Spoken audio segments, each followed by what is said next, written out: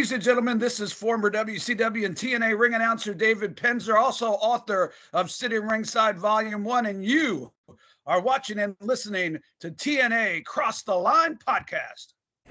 TNA Wrestling, Cross the Line.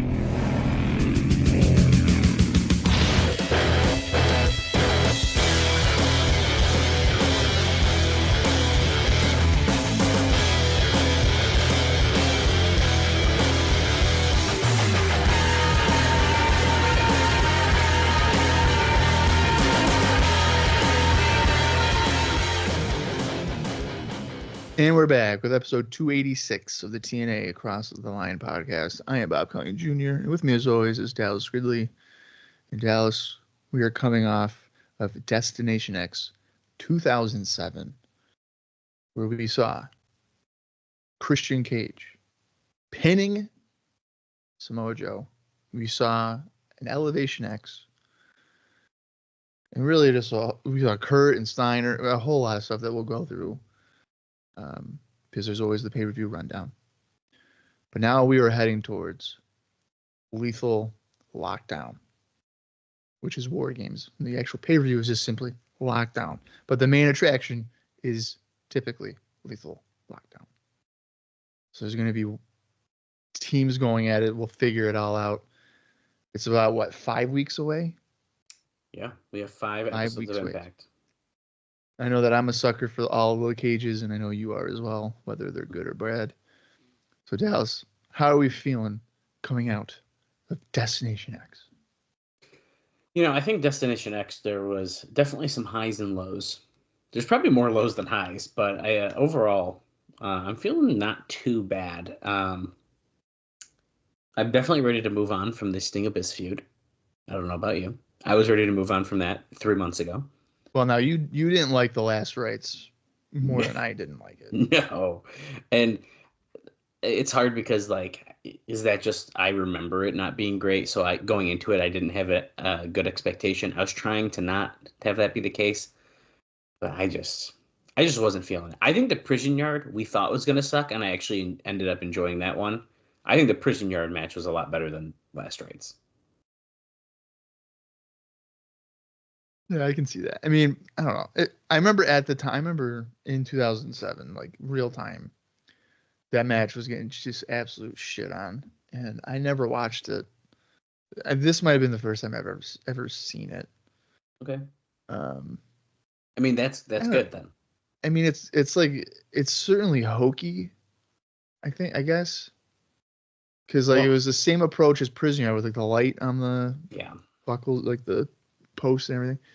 I don't know, but the action wasn't bad. The concept is definitely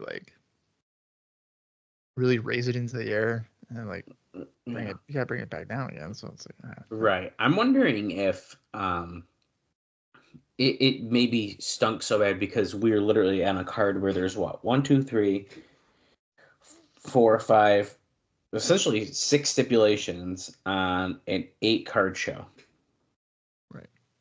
And maybe that's what it is. Maybe if there was only one other stipulation, maybe this one wouldn't have been wow, this was not great. Not saying a lot of the other stipulation matches that we just saw were significantly better by any means necessarily. I mean, the Ghetto Street Fight was just a street fight and stuff like that. But maybe this is a case where we had too much going on in the show, and then they just did this, and it was this could have been better. Yeah, and I think it might also, to an extent, it might be because it's Sting. Yeah, it very well he could doesn't. Be. I mean, I know in WCW towards the end he was doing some really weird things, but typically he's not doing bizarre gimmick matches. Right.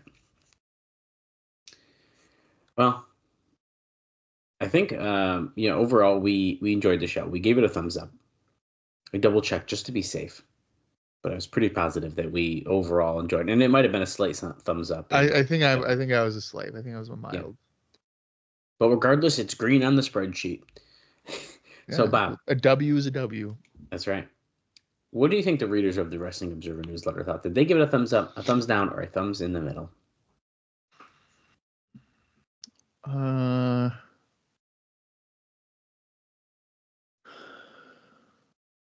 I'm going to say they went thumbs down. Yeah, the majority did. Oh my God, I was actually right. Usually yeah. they're positives. Yeah, 49% or 77 votes give it a thumbs down. 25.5% or 40 votes gave it a thumbs up, and the same number gave it a thumb in the middle as well. Wow. So if we generally believe that thumbs in the middle is a more positive reaction, then yes, it is more of a positive result. However, the thumbs down got a lot more than normal. So yeah, I mean, I would definitely consider that a thumbs down. Yeah. Thumbs down. What do you think got voted on as the best match from the show? Christian Joe. Yep, it's pretty much a landslide, but in second place was Chris Sabin and Jerry Lynn. And then the worst match, what do you think about that one? Heartbreakers against VKM. Yeah, it's another one they won by quite a bit. And in second place was Sting and Abyss in the Last Rites match. And in third place was Kurt Angle versus Scott Steiner. Now, what's crazy about that is that Elevation X isn't even on there. I mean, that's a great point. And like essentially, as we talked about on the show, not a lot happened, but it was that moment. It's the spectacle of it. It's the spectacle that we were waiting for of someone to fall off of it. Right. And then that happened. So I think that just proves it right there. I just want to point out right now, it looks like I'm having a really good hair day on this video chat. You know, you are, and I feel like I just woke up like this. I didn't like do anything to it. He literally woke up probably 20 minutes ago. I did. He turned his computer on, and he's having the best hair day. I just noticed it in the fucking thing. I was like, oh shit, okay. All right, sorry. You gotta go upload a new picture to your dating profiles. Yes, I should. I really should. Let's dive in. What do you do in your free time? I do a TNA podcast with Dallas. Yeah, you can check it out. Go to TNAcrosstheline.com. Cheap plug. Yeah. Oh yeah, I just put my links in my profile. Like, oh, get to know me, and it's just that. That'd be great. That's a great idea. I'm sure everyone will love to swipe on you for that. Could you imagine if there was a way, like if you could see the referrals, if there was like just dating sites, so like 1, 2, yeah, like, oh, we know who's looking here. Wow, our female listener count has gone up significantly. Yeah, to 1. Oof, I don't believe that, but anyway, I don't think we have any females listening to this. There's no way. Well, I believe we do. So if you are out there, I'm sorry. It's mostly what I feel like we need to say about that. Our bad. Sorry. Let's dive into the Destination X recap. Dave talks about a couple other things briefly first. So I'm kind of just going to read top to bottom here. So there's a couple like random like interjections he makes, but the fans have already told TNA what the problems are. The promotion has already told fans that they aren't listening. So now in this situation, basically there's like 3 options. Okay. Number 1, somebody will figure it out and things will change, and perhaps the promotion can increase its popularity somewhat. 2, somebody will figure it out, but it's too late as they've already branded a losing company. Or 3, they will continue to go in the same direction, losing money. So those are the options that Dave thinks that we're going to be heading in next. He notes that Destination X was another in the string of mixed bag shows. Usually there's enough good wrestling that you can't say it's awful, but that's not good enough. TNA built up its buy rates by presenting great matches. They've killed their buy rates by trying to appeal to a wider base by using bigger names and telling stories. The problem is, they've made everyone, no matter how big of a name they once were, not mean anything. If there was a moment that told me how much the company doesn't get pro wrestling, as much experience as Jeff Jarrett, Dutch Mantel, and even Vince Russo have around the business, it was when TNA did its mobile poll of who would win the main event. And the majority of fans voted that it would be Christian Cage defeating Samoa Joe. And he kind of goes into this a little bit, why he thinks this is the case. He says, why is such a seemingly insignificant thing so important? Which explains Bob's face right now as I'm reading this. Excuse me. When a promotion is selling a championship match, particularly one involving Samoa Joe, one of its top 2 babyfaces, the promotion should be able to sell the fans that the challenger will win. Fans thinking Joe won't win showed us loud and clear that they have no confidence in Joe. When fans expected a babyface to fail, it means the damage has been done and badly. And then he kind of goes on to compare to a UFC poll here. He says, think of similar polls. UFC convinced its audience that Tito Ortiz had a 50-50 shot against Chuck Liddell. And deep down, the odds of that happening weren't good because the matches aren't predetermined. UFC fans believed that Randy Couture would win, and even though he did, they really shouldn't have thought that. The point is fans went into watching the show confident in whomever they were buying the show to see. TNA's most loyal fans buy the show expecting to get screwed. If that's the most loyal fans, imagine what it must be like for the less than loyal fans. You don't have to imagine. They don't buy the show because they don't have enough brand loyalty to put up with this stuff. Okay, so that last point right there is exactly why that poll was that way. Those fans, I think I've always thought the TNA audience is heavy on being the smart fan, internet, whatever. You know what I mean? WWE is going to be your more casual, isn't looking up the dirt sheets type of stuff. Right. But that poll, like with Joe and Gage, is not necessarily the fans not thinking that Joe's going to win. It's them knowing that they're going to get fucked, and that's why he's not going to win. I mean, and that's kind of what he's Although saying. The finish was great. I thought the finish was great. And we will get to it again, but holy shit, I also thought the finish was fantastic. Yeah. That's why. I don't think it's that they lost faith in Joe, the character. They just know that we're going to get fucked by the and like you said, I think it is that more like smarter fan, I'm in the know kind of person who's like, yeah. Oh yeah, I know that we ain't getting Joe winning at this show. So let me text in and vote this. Which, I mean, listen, I got to give them credit then, right? They weren't rigging that poll. We were on the show and they're like, "Who actually believes this right now?" Like it was insane. Right. And I'm not saying it's 100% internet fans because my buddy Brett is not internet savvy. He has no idea how to do any of that. Mm-hmm. And this era of TNA is.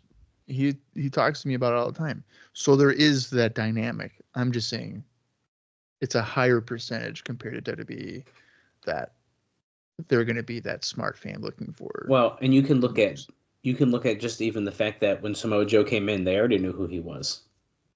Right. Well, the crossover to some extent with Ring of Honor and TNA, Ring of Honor is like solely internet people. Like right. That's really the only way you would even know about it to begin with. Is in that capacity. So the tie-in and crossover from other Ring of Honor people, I mean, yeah, of course. And that was during the internet era. Right. That he came in. So there you go. So he goes on, well, he bitches some more, but I have to trim down some of his thoughts because they're just like, sometimes they just go on too long. But so Destination X on March 11th, which had a great main event as far as work, and some good undercard matches, was in no way a success, Dave says. The buy rate is probably up slightly from the past 2 months, and maybe Lockdown will be okay since it has that all-cage format, but they aren't building stars who carry them. They're just spinning wheels and losing money, and most people simply don't care. The show drew the usual sellout and turn-away crowd of 900 fans in Orlando, who crapped on Sting and were bored with the Angle vs. Scott Steiner dream match as soon as they realized it sucked. They had good wrestling with bad finishes up and down the show. They had an opener so filled with gimmicks and that little could follow. They delivered a total letdown for a surprise. They need great pay-per-views, and even that's no guarantee of success. But they don't even book pay-per-views with the idea of making them great.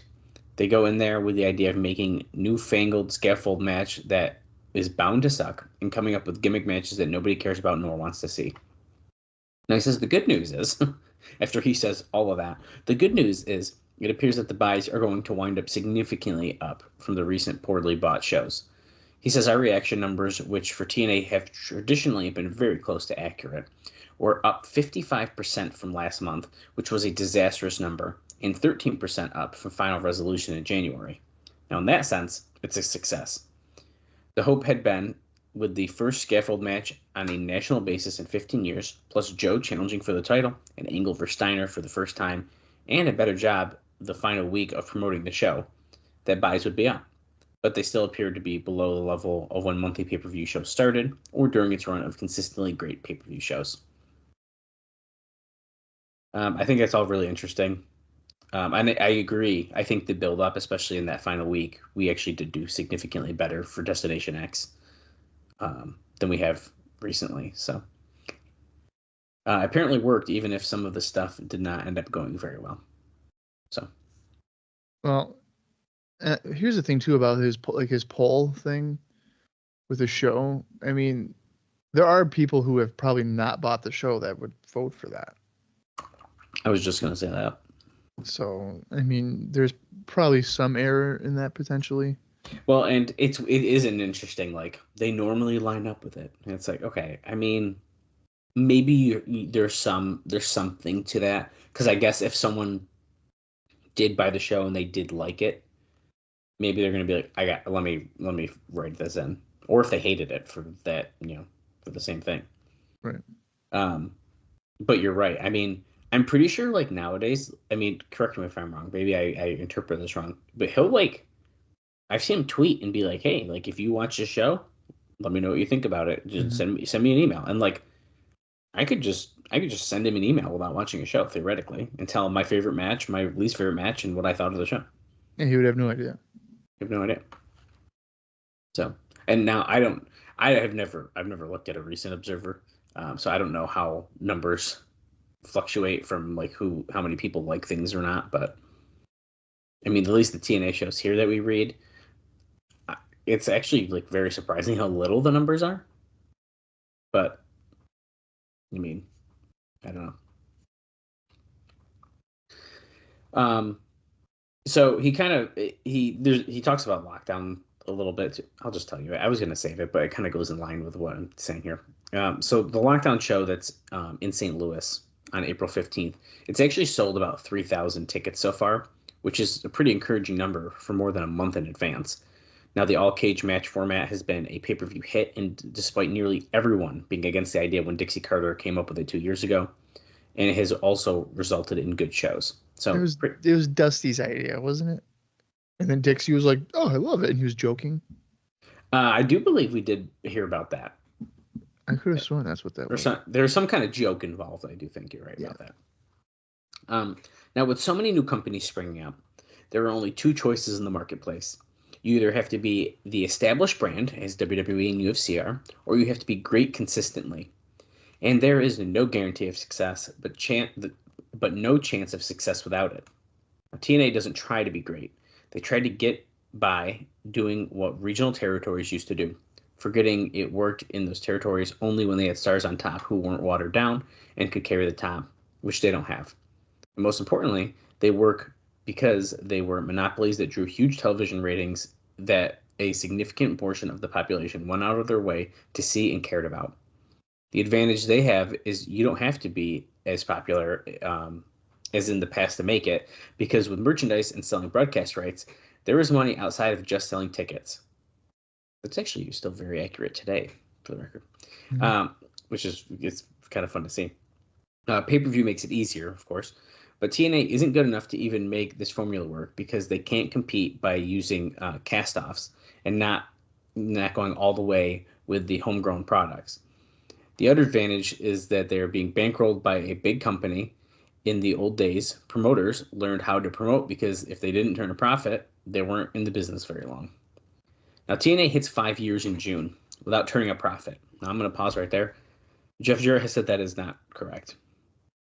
Because when they got on Spike, they were profitable. They were making money. So, just for everyone to know that. Or even being in a position where it's plausible they could turn a profit. At least when UFC was losing money, there were constant signs it could work. Actually, there were times when there were those same signs in TNA, but they are gone now. But they come to a point where frustration becomes indifference, and sometimes since October, they've crossed that line. Unfortunately, when it comes to Angle, Joe, and Sting, the damage is done.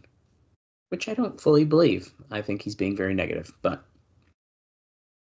I think there's still potential with all of those guys. I think he makes I don't know. I mean, I'm trying to wrap my head around this. He's saying that there's not somebody on top to carry the promotion. I mean, essentially, right? Yeah, so like they don't have like their Stone Cold or their Rock Yes. or whatever. Yes. Which is probably, I mean, that's probably accurate. I don't think Mhm. there is that one guy. I mean, I remember like with ECW, what made ECW successful was that you went to see ECW. Right. You didn't go to see just one singular person. And I think to an extent, like WWF is like that. You know, you're not necessarily going to see I'm just going to see Stone Cold, Mhm. you know, or whatever. You're going to see WWF. You know, there's a whole bunch of people.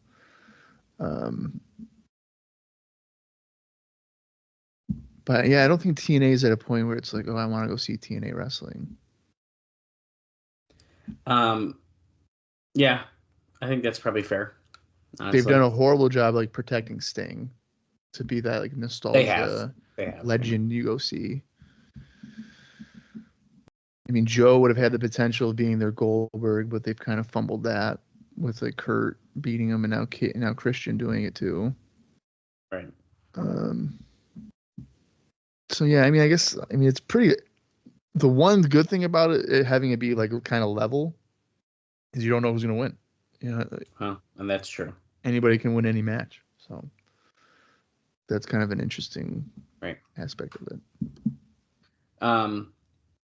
So now we'll start getting into some straight Destination X notes here. And actually, I'm going to scroll to the bottom real quick because I have one random one-off note that I'm definitely going to forget because it's at the very bottom of my page. And it's about a sports guy that Bob can help us with because I don't know who it is. Hold on. Oh, here we go. Okay. In a non-planted coincidence, one of the people in the Austin segment on ECW, when he went around the front row to fans and were Chicago White Sox third baseman Joe Creedy. Joe Creedy. Joe Creedy. Do you know this man?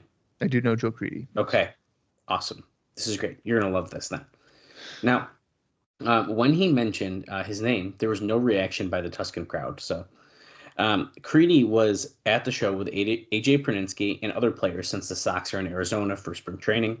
Now, apparently, a funny story here is that Travis Hafner of the Cleveland Indians, who's a huge wrestling fan, was supposed to come to the TNA Destination X pay-per-view on March 11th in Orlando with several of his teammates. Several Indians came to the show, but Hafner wouldn't come, citing his loyalty to WWE, and he told his teammates that he considered attending a TNA show as the same thing as cheating on his wife.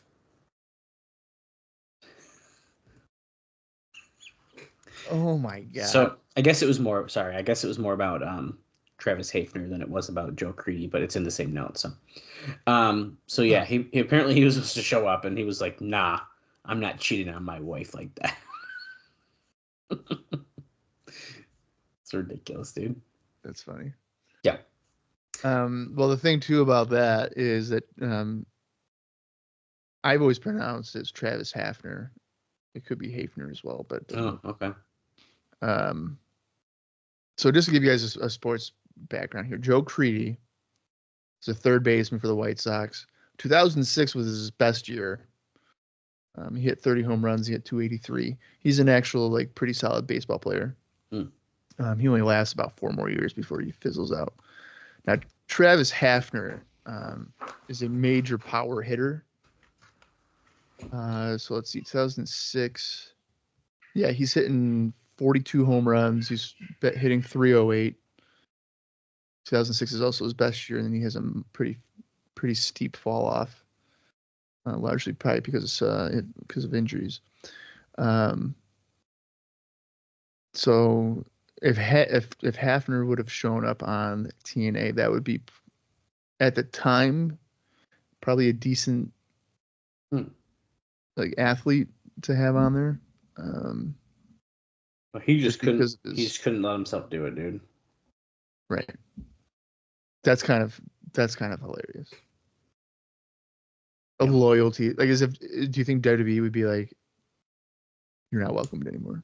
AJ Pierzynski was at the WWE show. There you go. I don't know if they showed him on TV or anything, but no, you know what they would do is they would put him on, but then try to do something like bigger with him, like put him with a bigger star to be like, see, you should have been here. Don't cheat on your wife again. Yeah, no, you're right. Well, a cameo that did happen at Destination X, which is still very bizarre to me that it happened, was the Great Muta. Right. He just showed up in a backstage segment. Now listen to this. He actually came to Orlando to meet with Jeff Jarrett. Now, Simon Inoki at this time is out in New Japan, so Kenji Muto, which is the Great Muta, felt that he could get a working agreement with TNA in place of New Japan. So, and because I believe he is more aligned with All Japan at this point, we figured out. Yeah. Now, Muto met with Jarrett, Dixie Carter, Andy Barton at TNA. And it's already been reported in Japan that he has signed a working agreement with the company. It's a major coup because All Japan claimed it gives them the right to book Kurt Angle away from New Japan. Muto was originally in town because he was working an ICP show this week, but was scheduled to meet with both Jarrett and John Laurinaitis. They showed him arriving with the legendary photographer Jimmy Suzuki, as it was described. Suzuki ended up as Muda's, because now he's in character, interpreter for a somewhat funny backstage segment before the title match with Christian, who asked Muda to have his back, and then he spit the green mist at the locker, and that was it. When he wasn't shown on television, he was limping badly. So we saw him come out kind of normal, and then apparently when the camera was off, he was in pain. So it's just a great time. Now, just to call this out once again, this is 18 years ago, and he just retired like last year in 2024. So he might have been hurting, but he did not give up wrestling for a while. No, it's all those moonsaults. That's right. Okay, it is time to get into the matches and our star ratings, and we will compare them to me and Bob's star ratings that we wrote as well. So, opening up the show, Homicide and Hernandez defeated Team 3D in 14 minutes, 49 seconds of the Ghetto Street Fight. Now, what is a Ghetto Street Fight, you might ask, Bob? Well, Dave says, damned if I know, and since they didn't get over any of the stipulations, and one of the reasons they didn't even decide them until the day of the show. Now, remember, I think you could win by pinfall or putting them through a table or something was like the step. Yeah. Dave says that we originally heard that they were going to have lumberjacks, just not with belts this time. That ended up being nixed. During the day, they were deciding whether the finish would be a pinfall or putting your opponent through the table. We already had that Little Italy street fight. And while there were no pizza parlors in the ring or stripper girls in cages, here we had a bunch of weapons. They were garbage cans all over the ring. So that's Dave's interpretation. He says this match was hot, sloppy in spots, but hot. But knowing all the stuff that they were going to do, it should have been later in the show. Fans are chanting, "This is awesome." Believe me, considering chants later in the show, this was a blessing. No, eventually, as they kind of keep going here, before Team 3D could put anyone through a table, out came the Latino Nation, and he basically says, yep, a bunch of nondescript guys just running around and coming into the ring and stuff. Then out came Johnny Rodz, who has to be in his mid-60s. Besides, with Bob Backlund all over your TV, we already have our token retro act. Unlike Bob Armstrong, he says, I think he meant to say Bob Backlund again, though, but he isn't still in good shape, nor does he have charisma, and he wasn't even a true star in his day. Wow. Ooh, sorry, Johnny Rodz. Eventually out came the brothers from Brooklyn. And then eventually they did a 3D on Hernandez, but Machete pulled the ref out of the ring. And yes, Machete, the long-forgotten member of LAX. Then the Latino Nation and the brothers from Brooklyn were brawling on the floor. So Brother Ray came off the top rope with a 330-pound plancha. Alex Shelley then came out, got involved. And while Brother Ray did involve him in this, Shelley hit Devon with his video camera and then gave Devon the frog splash to the table. Homicide then pinned Devon. Some of this was great, but it got silly by the end. Dave Meltzer gives this match 3.5 stars, and me and Bob both gave it 2 stars. 3.5? Yeah, that's a lot. It was a hot start, though. So the excitement was there. You're starting off strong. I could understand. Next up, he rates. That's nuts. I know, it's pretty high. This one is funny. I mean, I cut part of it out still because I usually do the trimmed down version of these, but he wrote so little about this bull rope match. It's kind of funny to me. Um, James Storm and Jackie Moore beat Petey Williams and Gail Kim in a double bull rope match in 7 minutes 52 seconds. The men were tied together, as were the women, with just a rope, no cowbell. Williams set up the Canadian Destroyer eventually, and Moore then hit Williams with a low blow. Storm super kicked him for the pin. The crowd wasn't much into it, which was the theme of the show. 1.5 stars, and I gave it a 1 3/4, and Bob gave it a 1.5 stars. So there you go. Next up, Senshi pinned Austin Starr in 11 minutes 9 seconds in a must-win with a chicken wing match. Good match. Bob Backlund came out midway. The crowd wasn't into these guys when the match started, which tells you how over they are, how they've gotten over with those skits they've been doing. They did end up getting the crowd into it, which when they did all these like cool moves and stuff, which makes sense. Backlund distracted Starr, and Senshi won by getting Starr from behind in a chicken wing. Backlund came out to the ring, congratulated Senshi. Starr they came out and put Backlund in the chicken wing. Flat finish, but good match. He gives this one 3.25 stars, and me and Bob both gave it 2.5.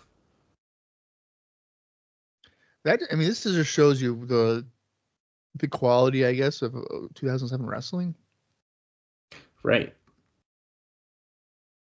Compared to now, 18 years. Totally. Next up was the VKM, with BG and Kip James defeating the Heartbreakers, Romero Roselli and Antonio Thomas in 9 minutes and 2 seconds. Now I'm going to pause real quick and scroll up because there's another funny note that relates to this, where apparently people were rolling their eyes because Vince Russo refused to tell anyone earlier in the day who the mystery team was going to be for Christy Hemme. And Alvarez reports by anyone, he means other people even in the writing crew. So like the rumor is he would not tell anyone who this was. Is there a reason? I don't know. I mean, what could be the reason to not let him know that the Heartbreakers are the holy team? Crap, dude, the Heartbreakers, dude. Maybe he knows they'd be like, what the fuck are we doing? Could have been that. Now, it does seem like there was a reason that we used them, at least sort of. The crowd totally rejected the Heartbreakers, though. And, of course, these are the former Heartthrobs, as we know, as their mystery team for Christy Hemme. The deal is the former Bashams are coming in and will be feuding with VKM and managed by Hemme. But they wanted to have VKM beat some people here before the debut of the Bashams. So. Okay, so that means the Bashams are going over when they come in? I mean, it's kind of sounding like that, right? If they come in. But it sounds like they said they are. It sounds like they are. We'll see. Now, I like Doug and Damaja, by the way. So, I don't like that name. Damaja? No, I don't like that. Nope. Better than Danny Basham. I don't know. Not like when you say them together. Doug and Damaja? No. Now the crowd. No, go get it. Damaja. I'm gonna damage you. Ugh. Get it? Yeah, I get it, but I don't like it. The crowd hated this match, and they were chanting "Go home" with a not so nice F slur at the Heartbreakers, which I honestly don't recall hearing. But we were also shitting on this match because it was not good during it, so we probably just. My volume is also pretty low usually, so. Yeah. The Heartbreakers are green and really only have a great ring entrance. So naturally, they didn't do anything resembling it here. And the James Gang didn't do anything to work with them either. And I think that's the bigger part of that, to be honest. Kip, in particular, worked like they were too small and beneath his level, which only served to make a bad match worse.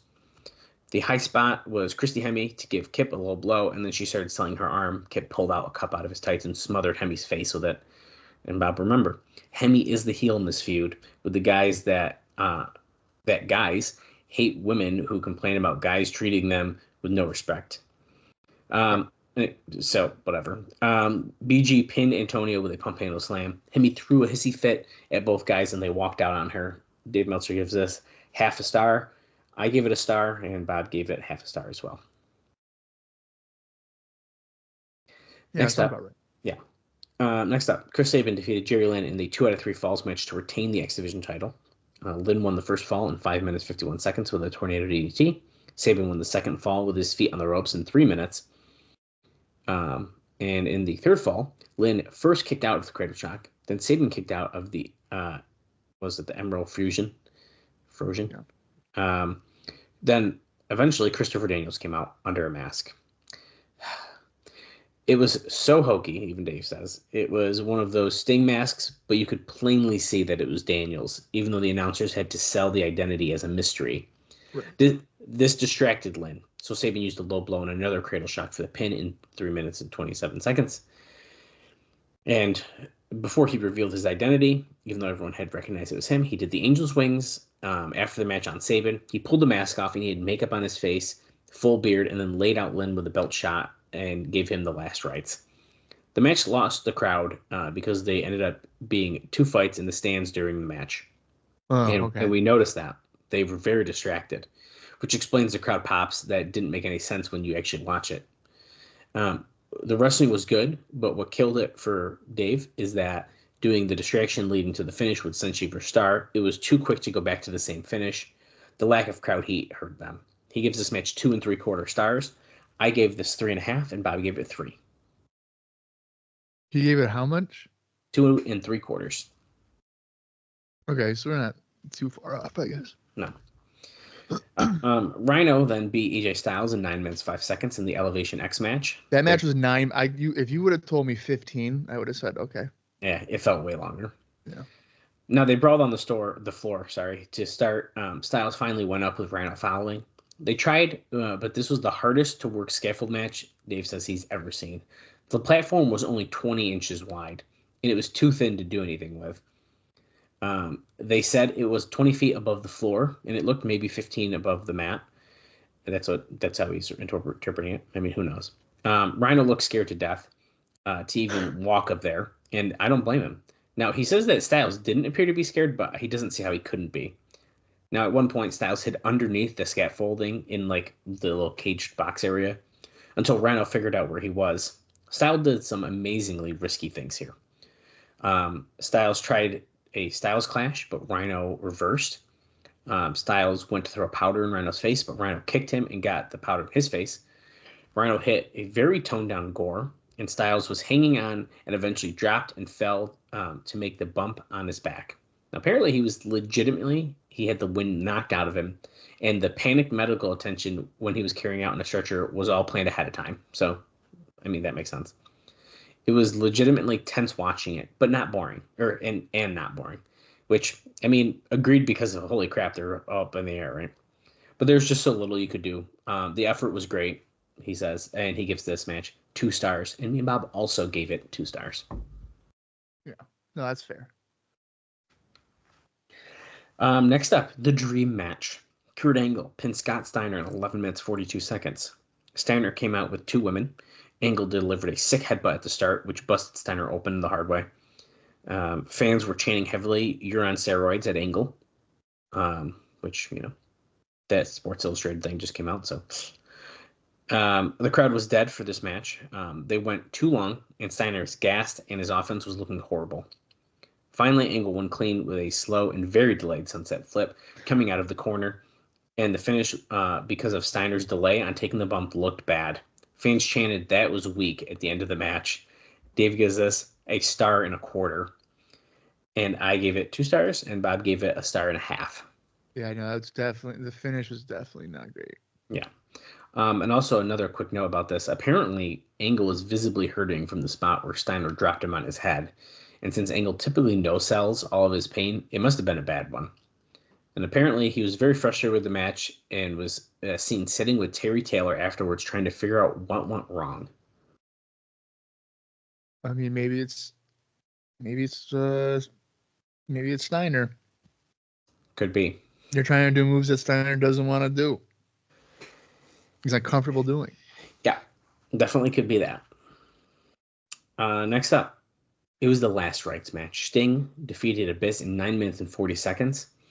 The rules were that instead of a bed, like they promised on television, there was not a casket that would come down from the ceiling. Now, I'm going to pause there and say, they may have said deathbed, but I believe the last 2 weeks leading up to the show, they did show Sting in a casket. So I think that... Yeah, he was definitely in a casket. It's a stupid thing to complain about. I'm just pointing out. Now you had to put your opponent in the casket. They would then be raising it to the ceiling with the idea that you had died and were going to heaven. To say that this step didn't get over would be an understatement of the year, as they had the mechanical lowering of the casket during the match, and the crowd loudly chanted, "This is stupid," and then switched to "Fire Russo." The crowd was quiet from that point forward. Even though Sting was busted open badly from getting hit with one of the candelabras during the match, Sting was afraid that he was actually going to lose his eye, but he didn't panic, and he continued the match. He says that this match killed the show, and it wasn't the fault of the work.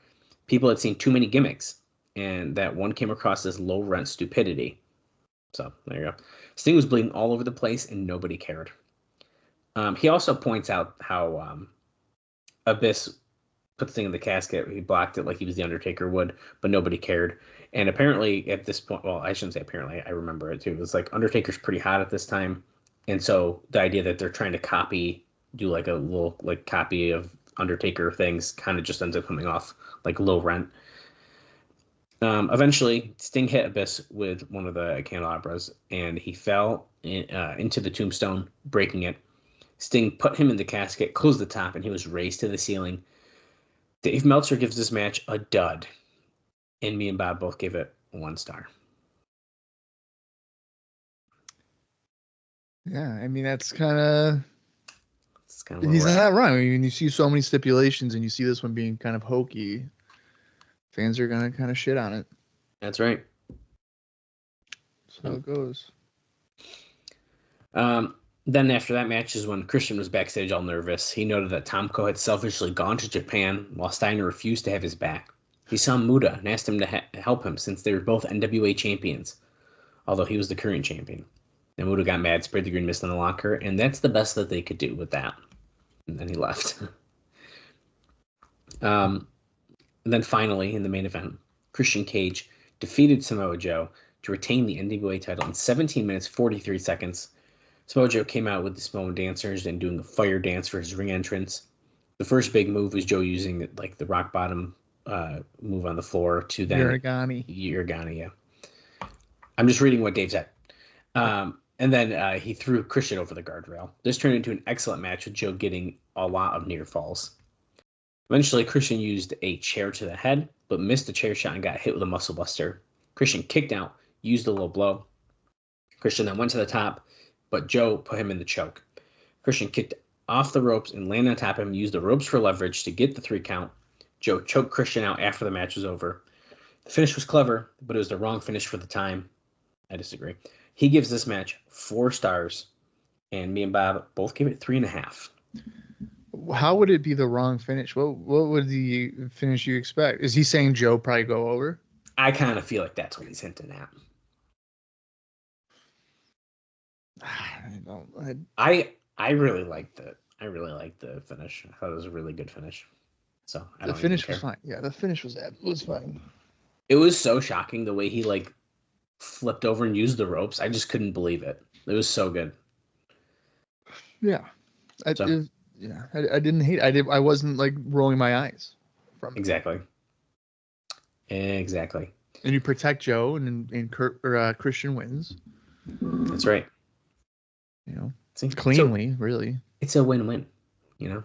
Yeah.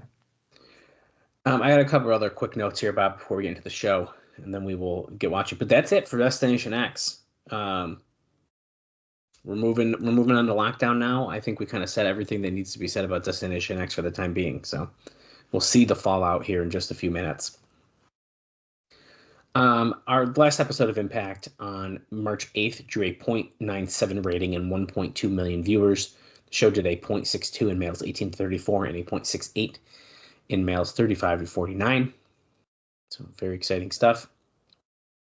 So we talked about the Sports Illustrated article fairly recently. I kind of just made a reference to it as well. Now, TNA has, I believe, decided to not comment on it. But Angle has released a statement. So I got that. He says, quote, "I did not improperly receive prescriptions. It is well documented that in my career I have broken vertebrae in my neck on 5 occasions, and each time the course of treatment was under the care of the supervision of my doctors. Any attempt to link me to the athletes in the current news accounts who may have improperly sought performance-enhancing drugs is without foundation. And Dave adds on, I'm not sure it's considered proper medical care to give steroids only approved for livestock as a treatment for a broken neck. So, I mean, take that for what you will, but also maybe it was. I don't know. Dave's not a doctor too. So what do I know? Here's the thing. I mean, anytime a guy breaks a vertebrae 5 times, I'm probably looking the other way for whatever he needs to take to survive. There you go. Say less. He has an interesting note here. Last month's issue was almost prophetic in the reaction by TNA to the negative comments in the recent pay-per-views. Now, this month, David Sahadi was reading aloud some website reports on the show, not the Observer site, though. Now, a funny thing is that they were ripping the show and calling it one of the worst pay-per-views of all time. Now, Dave says there was far too much good wrestling for that, and an excellent main event to say that, but there were enough problems that I wouldn't call it good either. Jim Cornette said, why are we even listening to this? And Mike Tenay cracked up the room saying, because the New York Times doesn't cover our pay-per-views. Don West got really mad about this, and somehow in the discussion, it wound up that everyone agreeing that the negative reports were because people were on the WWE payroll. As far as for the fan chants, that's because there are smart marks trying to get over or take over the show. Why those same fans were going crazy praising the good matches was not dealt with. So there's just literally like denying or passing any blame to anything other than themselves. Yes, that is exactly what it seems like, doesn't it? That is incredible. Yep, that's exactly what it sounds like to me. Wow. So pretty good. That's great. And I think, hold on, let me just double check. I think I only have one more note, and it ties in with, I have one more for us to kick us off here. And actually, it's about an explosion match. So hold on, I got to pull that up quick. Speaking of explosion, the older explosions, full episodes are actually on TNA Plus now. They're starting to upload those. I think like the first upload only was like 5 episodes, and then the guy that is uploading them has said, I think he said like around three episodes each drop, and it's going to be a weekly thing. So it looks like a pretty great deal of the back catalog for that will eventually be on TNA Plus. And of course, Brian Turner, VHS Rehab on YouTube, has several episodes already on his YouTube channel as well. Yeah, pretty awesome. So I'm just going to tell you the explosion matches from this taping because one of them correlates with my note here. So this taping was on March 12th. This episode of Explosion 179, or at least that's what it is according to Cage Match, aired on March 19th. Now, Jay Lethal and Sanjay Dutt defeated, and I don't know how accurate this is, the team of Alex Shelley and Chris Sabin, and they are called the Murder City Machine Guns. I don't know if they were testing the name out before they may have switched it. So Murder City, I know, is a name they used on the Indies. There you go. So they at least used it on Explosion one time in TNA. That's crazy, though, because they're not really aligned here in TNA. Well, right? They have been seen on camera multiple times, and they've been in like 6-man tags with each other and stuff. So I do think there is starting to become a very loose connection. A loose connection, yeah. So I think now we're starting to maybe work that together. And honestly, there was a 6-man recently, and they were doing some of their they do these tag moves, and they were doing some of them in this 6-man match together. So I think maybe they were impressed by that. Maybe they wanted to team them up that way. Well, they had definitely teamed on the Indies. Well, there you go. Prior to this point, I'm pretty sure of it. So, but yeah, no, that doesn't spread the Murder City thing. I saw it and I was like, I don't know if I've ever heard this name before, so I thought that was kind of cool. Now, relating to this match, Dave has this note about it where they were going super fast pace and they weren't selling a whole lot during this match. Now, Cornette and Conan went to them after about slowing it down because they were working too fast for the crowd. They told Cornette that Jeff Jarrett told them he wanted them to work this way because he wants the X Division to be like a video game. So it's different from the main event style. However, Conan asked for Senshi to join LAX and was finally turned down for good. The reason given was that Senshi worked like an X Division guy, and that wasn't the main event style. So it's official. He's not joining. And speaking of Senshi, too, the other Explosion match, Explosion 180, that aired on March 26th, Austin Starr and Robert Roode defeated Lance Hoyt and Senshi. So those are our two Explosion matches from this taping. Wow. All right. Well, that's fun, I guess. Yeah. Hopefully someday we can see that tag match between the Murder City and Lethal Dut. If they're no selling stuff, that usually tends to be kind of good. I know. I kind of want to see it. Yeah. So who knows when that will potentially be uploaded to TNA Plus, if it's a back catalog type of deal. But what is uploaded on TNA Plus, but it's not the version that we're watching, is the March 15th, 2007 edition of TNA Impact. Runtime for this is 42 minutes, 53 seconds. If you want to watch along with us, of course, like I just said, head over to the TNA Plus app, or you can find it in your own personal collection. I'm going to count down from 3. And when I say play, that is when we're going to start the fallout of Destination X. So here we go. 5, 4, 3, 2, 1, 0. And then I remember I usually do 3, and I started at 5. And usually you say play, so that really just threw me off. Yeah, I did. I fucked all of it up. And of course, we're getting our highlights for Destination X here. Some video footage, some stills. Yeah. Oh, I was gonna say it's action shots there. The headbutt pause. Boom, there's Angle getting dropped on his head. They didn't show the sunset flip. As they shouldn't have. Right. They're not going to show the drop either here, are they? No way. So that one made it look like he gored him. Oh, see, I don't know if I would have even shown the way he fell. I think I would have kind of teased it a little bit. Yeah, so Sting almost lost his eye, apparently, in this match, so that's cool. So now when I was doing my written reviews, because I was only doing impacts, I wasn't watching pay-per-views, seeing this video package, I was like, oh, this must have been a banger of a fucking show. I mean, this is how they trick you. This is how they get you to want that replay if you didn't see it. Yeah.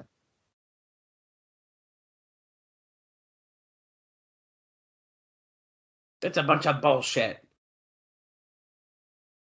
Okay, Jim Cornette is in the six-sided ring, surrounded by 6 sides of steel. Oh, he's announcing the main event for Lockdown already.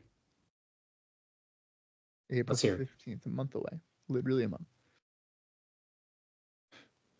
Inside the 6 sided steel. 10-man. 2 teams of 5. Lethal Lockdown. Rules are simple. That's good because we have a lot of things that aren't here. Every 2 minutes, someone comes in. After all 10 are in. And then the League of the Lockdown will begin. Both team captains coming out here. Uh-oh. Christian Cage. Dun, dun, dun, dun, dun, dun, dun, dun, dun, dun, dun. This is for my peeps. 'Cause that's how I roll. That's right. Our NWA World Heavyweight Champion. Who's going to be the other captain, Kurt? Yes, it's absolutely going to be Kurt. The thing is, it's either Kurt or Sting. I bet you we can guess the teams without even knowing. Okay, it's Christian, Steiner, Tomko, Styles. Abyss? Could definitely be Abyss. And then Angle, Joe, Rhino, Sting. Who's the other one? Yep, it's Kurt Angle. Ron Killings. Probably. I like how Kurt Angle's doing his dramatic entrance to come out and be like, I'm the captain. And he's just going to stand right there. I'm assuming they're going to be joined by their teams here, so I'm assuming we'll find out. Do you think they're going to announce all their teams right now? They said they're announcing the main event, so I'm assuming. As you can see, Christian Cage will captain one team. Kurt Angle will captain the other team. Oh, okay. You're right. Between now and lockdown, you have to pick your own teammates. Okay. So choose quickly and choose wisely. Hold on one second, Jimbo. Christian doesn't like the sound of this. He doesn't like it for one damn minute. Cornette tells him to shut up.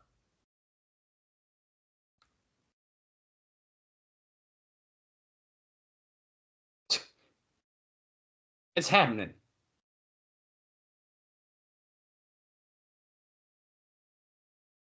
You get your butt in gear, and you got to pick your teammates. Well, not for nothing. He already told us they're like a family, the Christian Coalition. So I think he's already kind of know. Although they haven't really been on his side recently. Should he find some new people? No, they all have like ulterior motives. Jim Cornette basically is like, nah, too fucking bad. And Christian is like, yeah, like, this isn't fair. Wait, I want to talk. And then they're just playing music and you can't hear him. That's funny. Kurt didn't even say anything. No. And here's our Impact intro. We're 5 minutes and 6 seconds in already.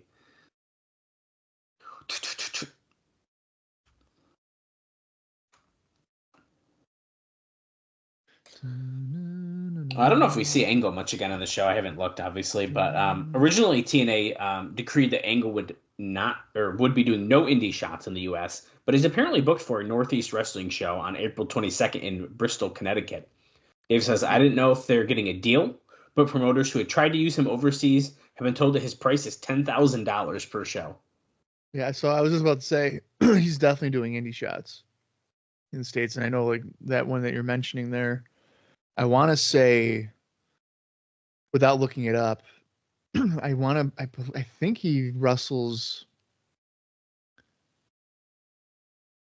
I think he has a match with Christian and Samoa Joe. I could just look it up. So one of them for sure is Samoa Joe. Okay. I think. I hope. I could have the year wrong because he does. I think he does it like in 2008 too. Yeah, so he does do one in 2008. The 2008 one might be that one. So this one is, yeah. Christian. Oh, look. 6-man tag team match tonight. Brother Runt. But wait a minute. Wait, that's for April? The Kurt Angle thing? Yeah. April 22nd. So we have Team 3D with Brother Runt versus LAX and Alex Shelley tonight. Uh-oh. AJ Styles is coming out. I have an AJ Styles. He's not like dead. Is he like in a wheelchair? Oh, he's on. He's on crutches. AJ Styles told Alex Marvez that his decision to turn heel, he says, quote, it's definitely safer for me. I don't have to keep coming up with the creative stuff. It also gets the fans angry because they know I can do these moves, but I won't. It's like the more I keep doing less, the angrier the fans get. It makes people mad when they want to see a guy who can do and then doesn't give it to them. So yeah, I mean that would make sense to do it that way. Yeah. He also talks about the scaffold match, but I think we've heard about how hard it is to work up there enough, so I don't think we really need to talk much about that. He's inside the cage on crutches. He's got an ankle brace, a neck brace, and he says, "Is this what you wanted? Rhino, is this what you wanted?" Okay, so just to clarify for the April 22nd booking there, yeah, he must get swapped out. Oh.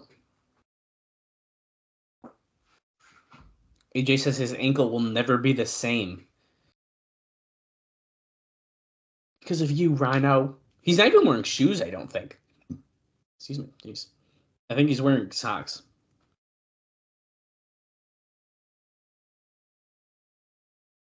Look what you've done to me. What a jerk. I kind of feel bad. Rhino. Oh, look, he's got his cell phone.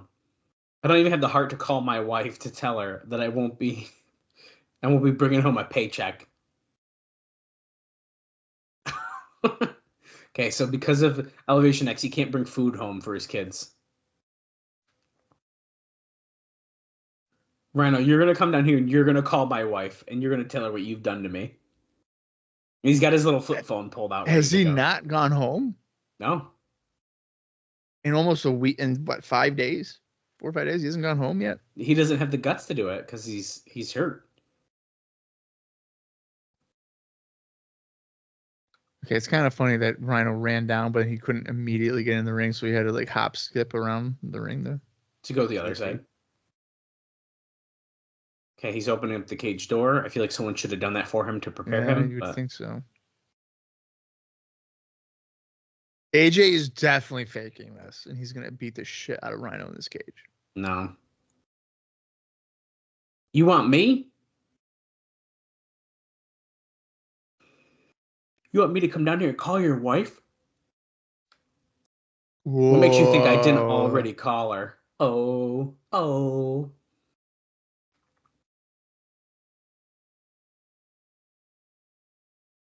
You want me to knock the living crap out of you here one more time?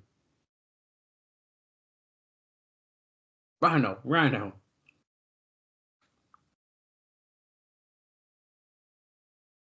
What is this about? He screams it in his ear.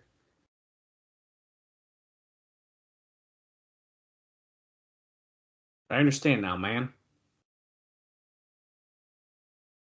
I understand you just tried to help me, man. I just want this to be over, man.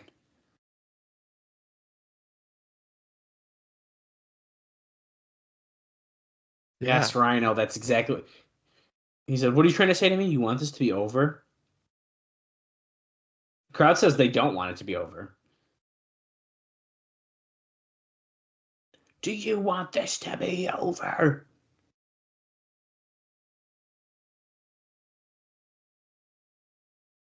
Gore.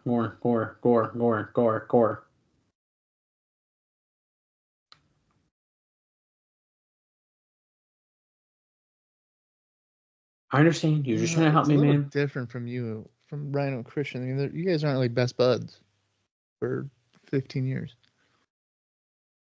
Rhino says it's over, and Styles says he's like, "Would I say it's over? Gore. It's over."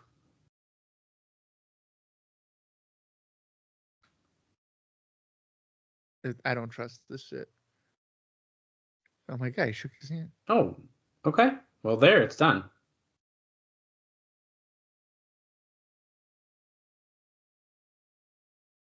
It's over, right? It's over. I knew it. He went with the crutch, and Rhino turned around. He knew.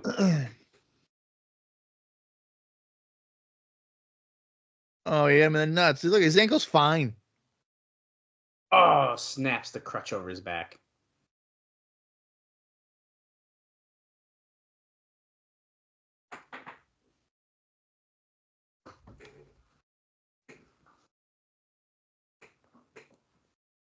No. It's a cage. We got AJ's Rhino cage match.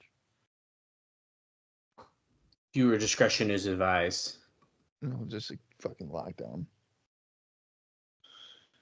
All right. Well, we've gone 12 minutes and 25 seconds into the show. There's been 0 professional wrestling. Well, we're off to a great start here. Yeah, remember the whole thing where they're like, less talk and more wrestling or whatever? That has not worked out. Right. Well, Bob, you'll be happy to know that it's said that everyone under 30 hates their life backstage at TNA, and everyone over 30 are fine because they're the ones who are making the big money. And we're back from commercial, and we're brawling still here with Styles and Rhino. But people were complaining that the promos that they were asked to cut made absolutely no sense, and that they're feeling that the writing is dated because it's being written by the old guys who have no idea what's cool in 2007. Alvarez says that he wasn't told this by Conan, but that's pretty much the same thing Conan has said many times, and he's right. So apparently it's not going well. Christian Cage out here now. I mean, I think that's probably pretty accurate for the writing part. That they don't know what's topical and like hip. Okay, so so Christian just saw the AJ beat down Rhino. Here comes Kurt and Samoa Joe. So that sounds like that would be Christian's stuck. We're gonna have the teams by the end of the show. At least the majority of them, yeah. Okay, Christian's trying to climb out, and he does. Oh my God, what a big fall from the top, though. He could have snapped his ankle. They didn't even get their hands on him at all. No. These guys are morons. All right, so it looks like Kurt, Joe, and Rhino. Shocking. Here we go. JB's backstage with all three members of Team 3D, of course, facing these guys here. That's Alex Shelley. Yeah, he's part of LAX now. He's not part of LAX. He's wearing a shirt and the flag. My new friends, Homicide and Hernandez. Cornette looks so pissed right now.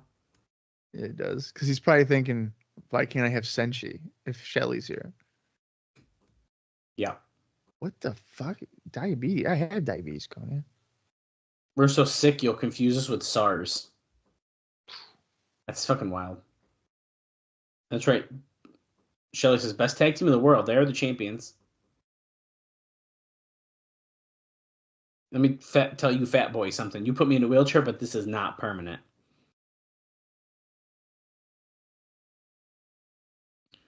Tonight we're going to go out there and whoop your asses all over the Impact Zone. We're back in the ring. Kevin Nash is in the ring with Sanjay Dutt.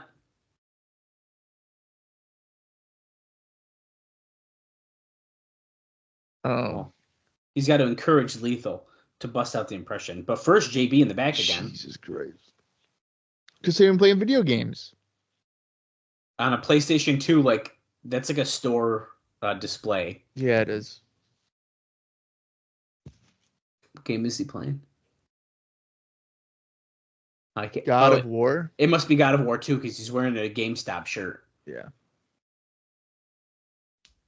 He's the god of wrestling. God of wrestling. Was he JBL? And Backlund's working out in the background. Gentlemen, are you having discourse? Seems like you're being exclusionary up here to me. JB's like, we're just sitting here. What do you think I'm doing back there, young man? KFP holiday party 2006. Or holiday pop 2006.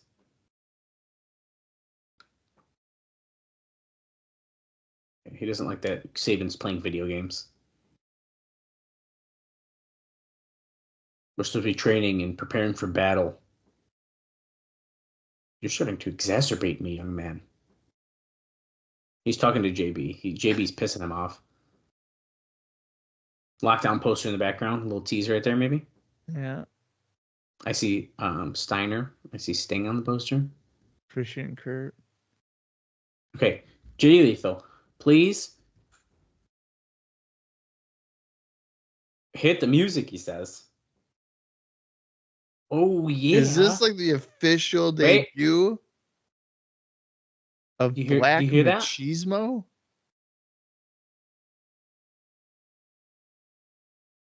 Oh, do you hear the song about it? No, I do hear the song, but it's just Jay Lethal. Now, I have a note about this. Of course, he's now has this new ring music that's very similar to the Pomp and Circumstance that Randy Savage used. Yeah, no shit. And Dave says, I think they want him to get a Savage robe. Now, Dave says it's feeling really desperate to do this. Because he's doing the point, he's the mannerisms, the impression. Now, what does it mean by desperate? That he's doing the Macho Man gimmick. What's so desperate about it? I don't know. Now, before Lethal came out, hold on. Opponent number 1 One fall X Division 3-way match. It's Kaz from the Serotonin. Before Lethal came out, they had Nash, who the fans in the building love, come out and say that if the fans made enough noise for Lethal, that they would give $1,000 to charity. And then Jeremy Borash said that he'd give another $1,000 to charity, and the crowd was chanting his name. And then they started filming for that. So they kind of was like, hey, if you guys chant really loud and stuff, we're going to donate money to charity because they want Lethal to get this big pop to come out to the Macho Man song. Jerry Lynn coming out here, Bob. So we have a 3-way X Division match here. Kaz, Jerry Lynn, and Jay Lethal. Andrew Thomas, our referee. Oh, okay. Oh, the Mega Powers handshake almost happened, but Lethal is attacked by Kaz. Remember from Serotonin, roll it by Jerry Lynn. That's a 3. Just kidding. Could you imagine? He just literally nothing happens. Yeah, nothing happened. Drop toe hold, Kaz on the middle rope.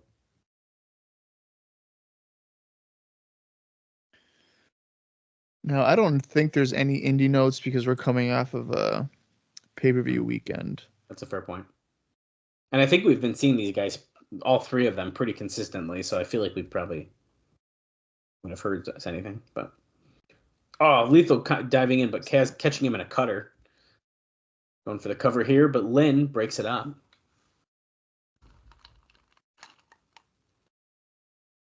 Smart move by Jerry Lynn, breaking that up. Oh, well, guess what? It looks like I'm a liar because there are definitely indie notes here. Oh, my God. Jerry Lynn on March 10th, the day before Destination X, which is surprising that this would even be allowed, but Jerry Lynn competed in a Final Four. It's a 4-way match for the AAW Heavyweight Championship at their 3rd anniversary show in Berwyn, Illinois. Marique Brave, the champion, defeated Jerry Lynn, M-Dog 20, and Tyler Black. Oh, look at this. No, Northern Lights into, Northern Lights into a pin on Lynn. There's a whole little combo situation going on there. Jay Lethal on March 10th for Northeast Wrestling defeated Josh Daniels. And then, let's see. I mean, I feel like if everybody else has, and I bet you Kazarian did something too. Let's see. He sure did. March 10th, Disco Machine's ownership of PWG is on the line. Oh.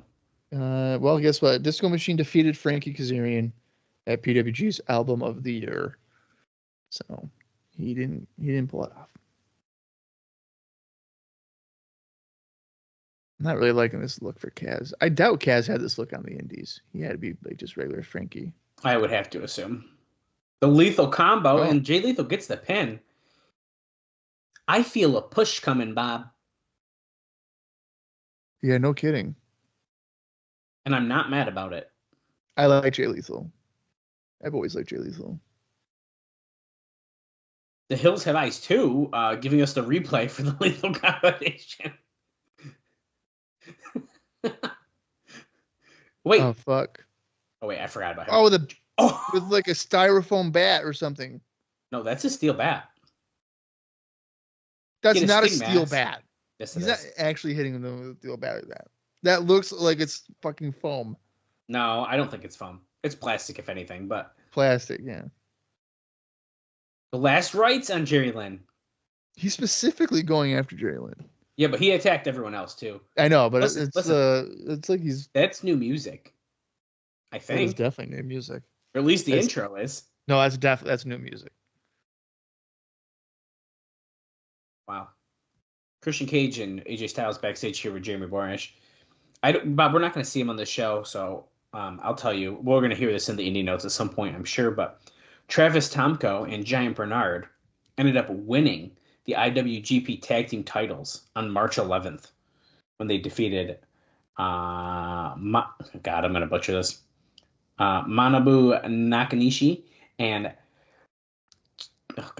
Omori. I'm just going to say his last name. There you go. So, pretty big win though for Tomko That's here, huge. who is.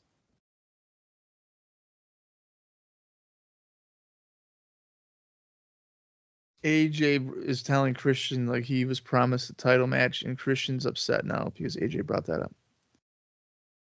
I didn't know it was a problem, man.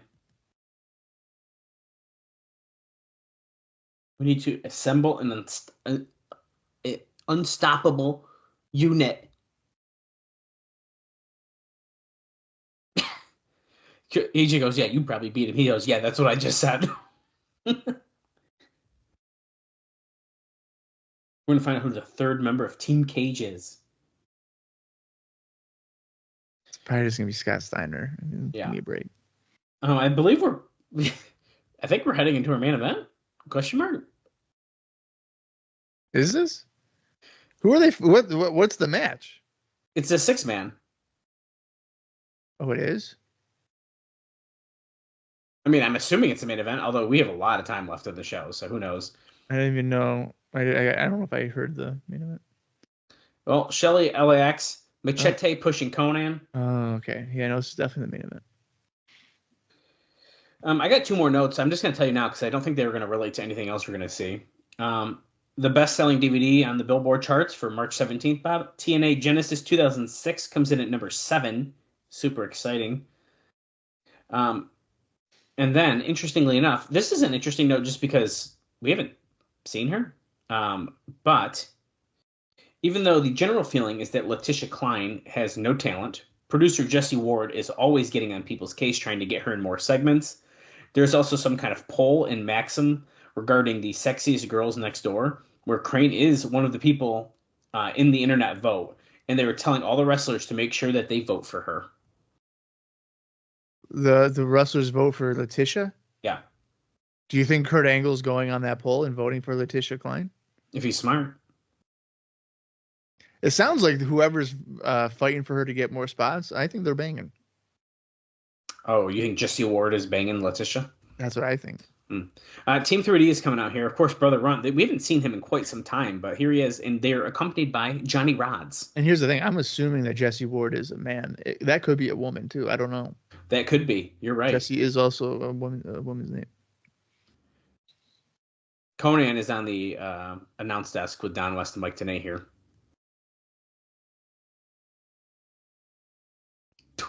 Well, I don't know what Conan just said, but he got bleeped. I'm assuming he said those bitches, but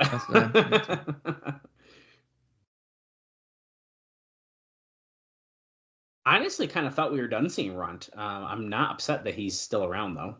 But we just haven't seen him in a decent amount of time. I'm trying to think when we did. I don't even know. Well, let's see. I can find out right now. At least in a wrestling sense, I don't know when. Well, that's a bigger question, right? What are you guys double dating Team 3D? He says. Holy shit.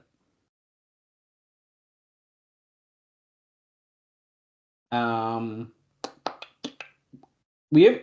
Oh shit! We haven't seen him in a wrestling capacity since 2006, so we've definitely seen him. Yeah, we definitely have. But still, that's funny that he hasn't really wrestled in almost 3 months for TNA.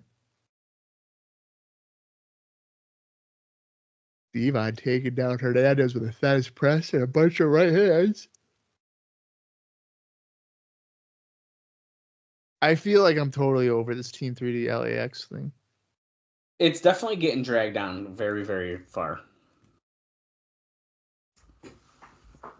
Devon dropping a big elbow on Hernandez.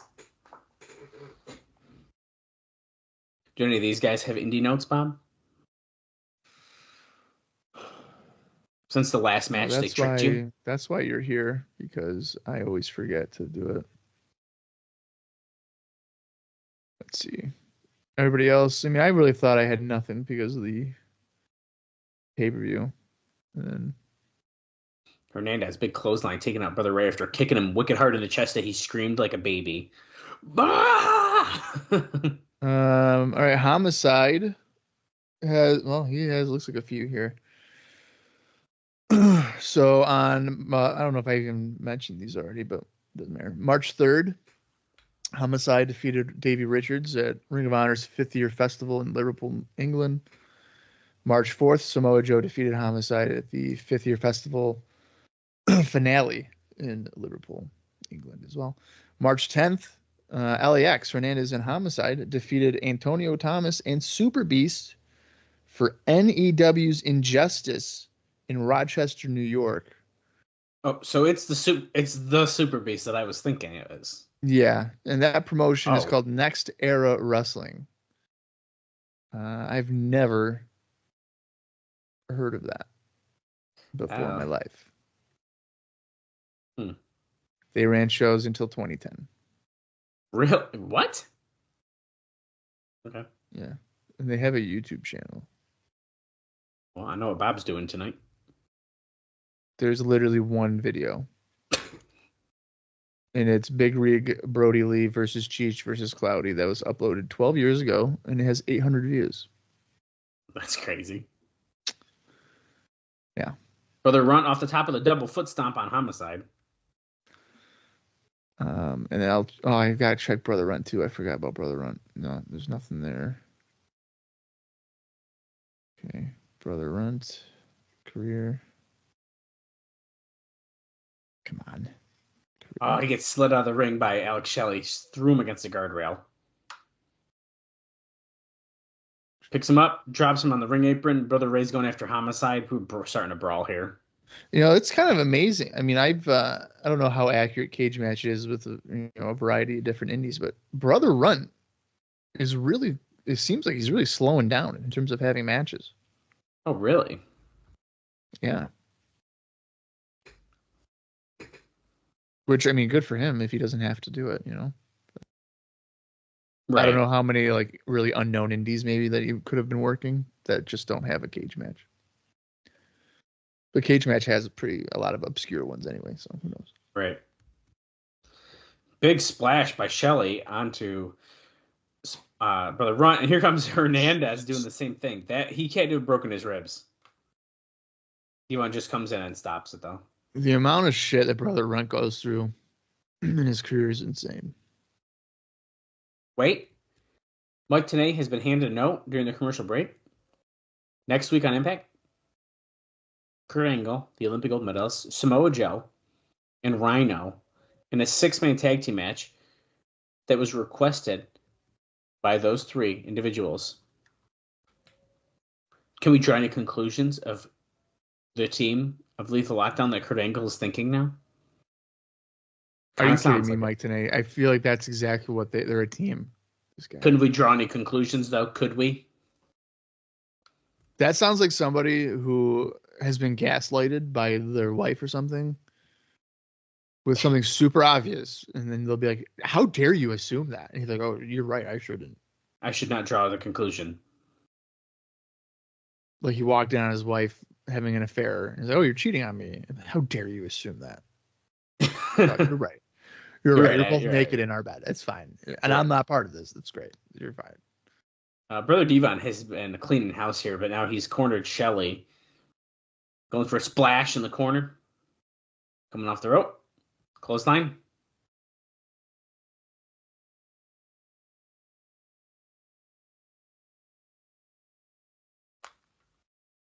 He just takes him right over.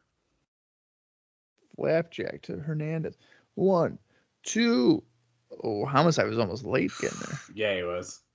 And he almost took out Rudy Charles on the way.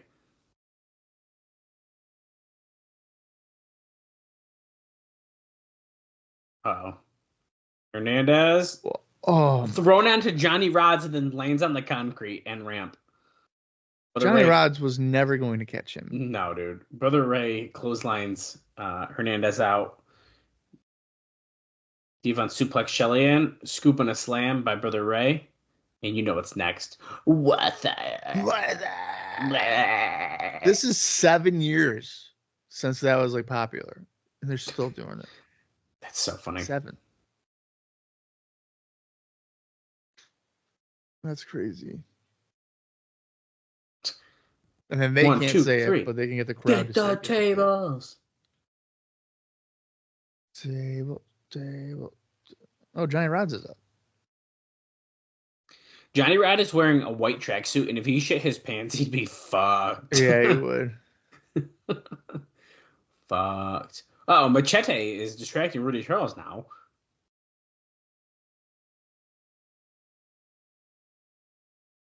Oh, no, he's distracting Johnny Rods. It's members of the Latino Nation. We can't say who it is. Machete, put your mask back on. That way we don't know who you are. 3D. Oh. Shelley getting 3D through the table. That should be a disqualification, number one, but referee's distracted. Oh shit. Oh, Hernandez rolls up Devon.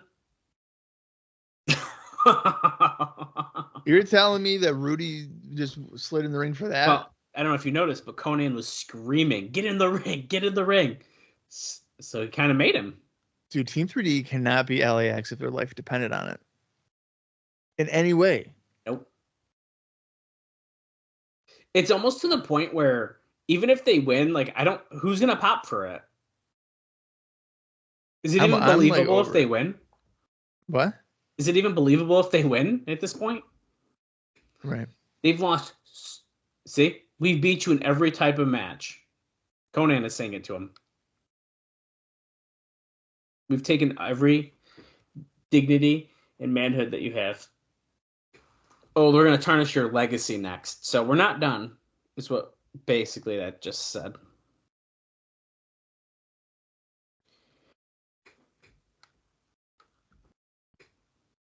How are we going to tarnish their legacy? We've beaten them so many times. Is there a legacy left to beat? Oh, shit. Martyr is yelling at Raven backstage saying, "We're done. We're through." He's covering his mouth. Havoc here as well. And Kaz is strapped to the wall. He doesn't care about wins or losses. He never has and never will. He only cares about inflicting psychological damage. I want our opponents to feel like when they were children, when their parents beat them. The only way for you to understand what that feels like is to be the parent yourself. So I'm going to ask you to do something that you disagree with. Okay, so Raven is telling Martyr, who is Maverick, Matt Bentley, to hit Kazarian with the kendo stick. He throws it down and says no. Well, Raven slaps him in the face. Twice, 3 times, 4 times, and they're getting harder, 5 times, 6 times. And then he just says, "Now go."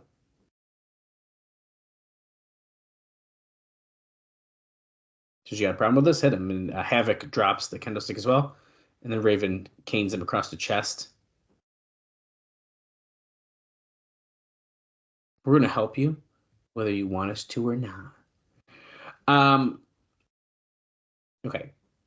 Wait, we're going inside the men's bathroom with JB quick. I want to comment on that last segment, but hold on. What's happening in the men's bathroom? We've seen this bathroom way too many times, by the way. Eric Young is cleaning the toilet? I thought he was barfing. So did I.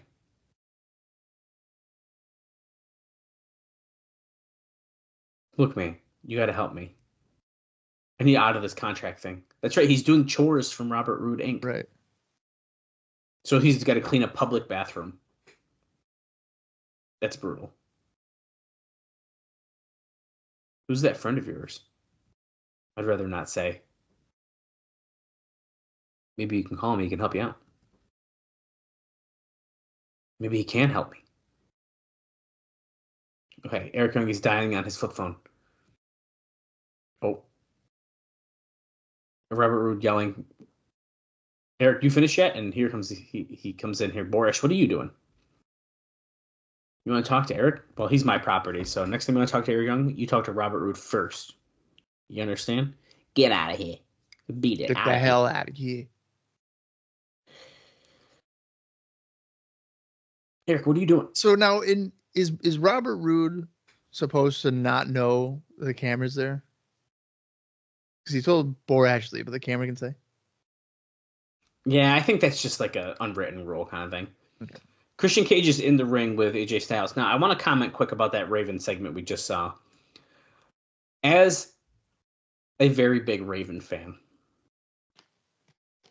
That was not good. No kidding. Like, No kidding, it wasn't good. Really not good. And it's funny because I remember like looking back on Serotonin and being like, they look pretty cool. Like it's kind of cool. Now the thing is, they can look cool, but that segment was not good. Right. I don't know. It just wasn't believable enough for me. Oh, Christian Cage is about to debut the third member of Team Cage. Everyone get up off your fat asses. Hell yeah. That's how you bring out your oh. Oh, it's Abyss. Yeah. Okay, well, didn't expect that.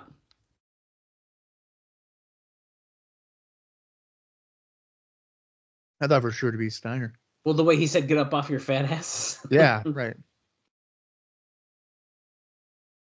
Now, I have a question for you. It bothers me a lot less, but I'm curious your thoughts here. AJ Styles fell from a scaffold, fakes this injury. 5 days later, he's on Impact. He's fine. Abyss loses the last rights match, closed inside the casket. Here he is, back on Impact. How do you feel about that? It's wrestling. Yeah. I mean, that's how I feel about it. Realistically, right? Like MMA and wrestling are kind of similar because it's, combat sport, whatever.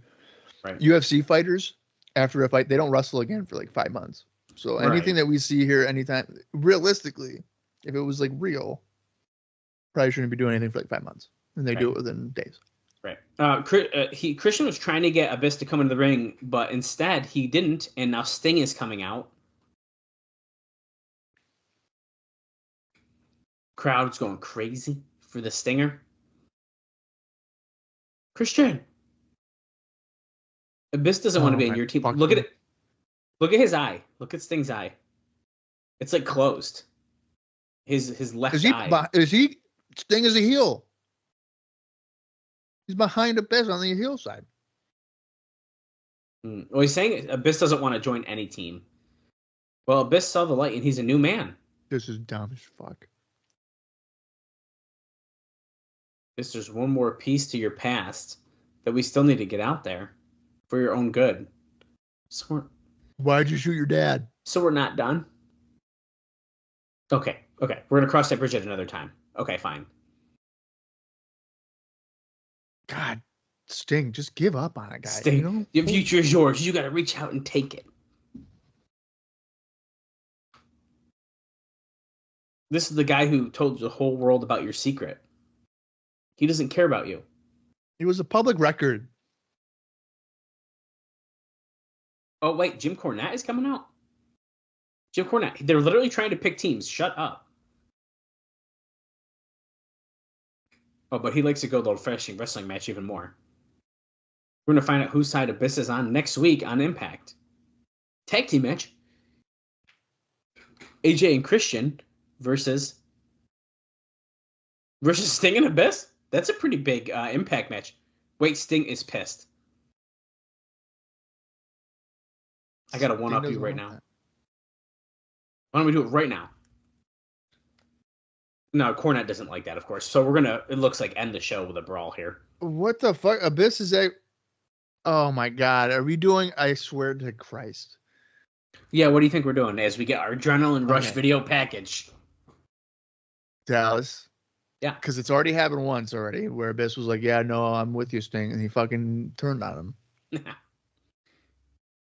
Is he going to do it again? I'm kind of wondering now if he is going to do it again. In the tag match. Because there's no... I mean, who else would be Christian's partner for that fifth guy? Maybe it'll be all new people. I don't know. I have another comment I want to make before we wrap this up here.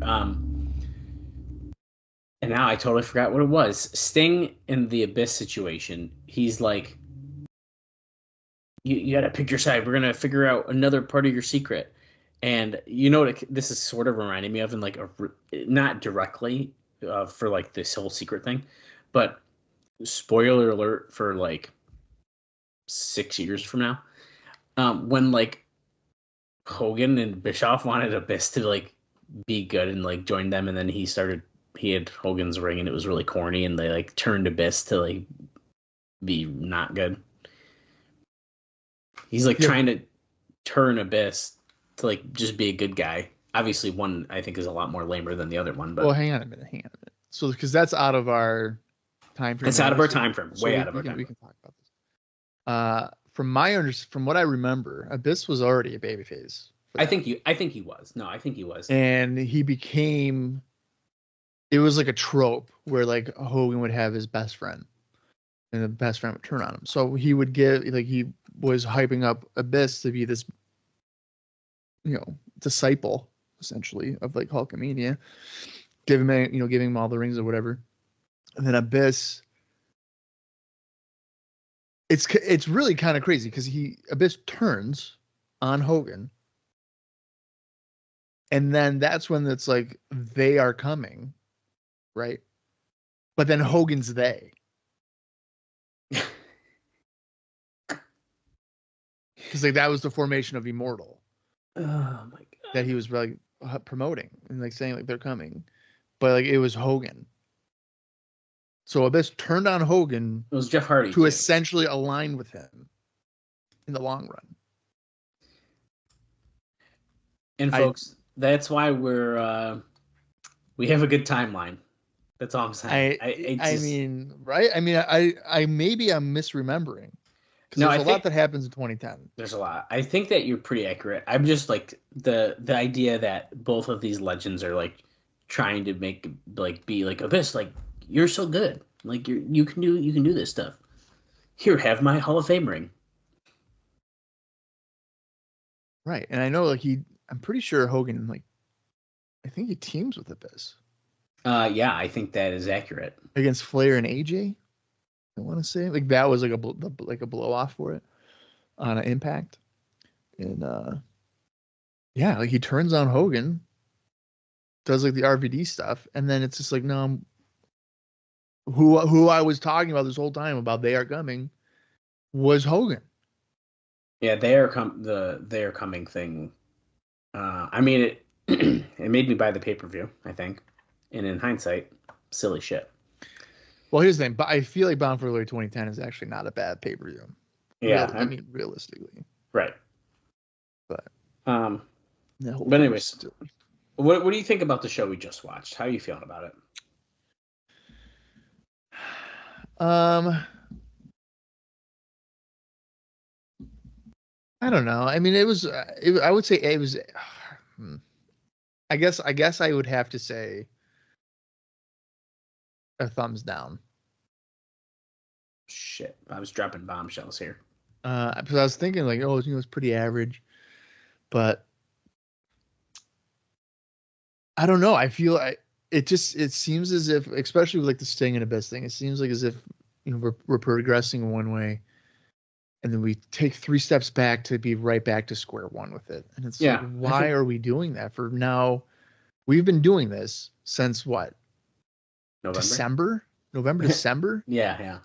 And we've made essentially zero progress. Sting is becoming an annoying character in that he cannot just let it go. Why do we need to why are you so insistent on Abyss being with you or being a babyface or whatever? I mean, he has shown repeated times that he cannot be trusted. He's going to attack you.